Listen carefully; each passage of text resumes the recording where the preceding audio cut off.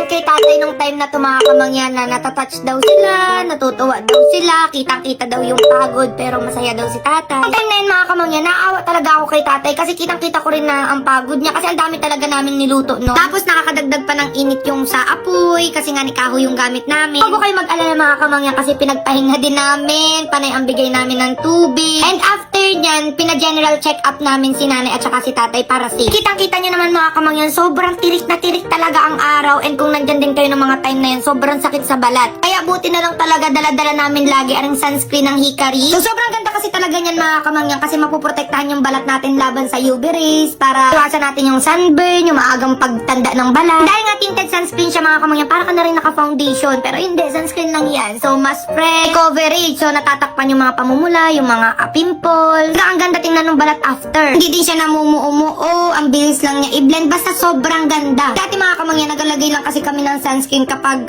may mga outing, ganyan. Pero ngayon, talagang araw-araw na umulan man o umaraw, may lakad man o wala. Talagang sunscreen is life. Kaya ayan, kahit sobrang tindi ng init ng mga inaluto namin, ang init ng panahon, hindi nasunog ang balat. I think sa susunod, kailangan ko ng isang sakong sunscreen. Sobrang dami.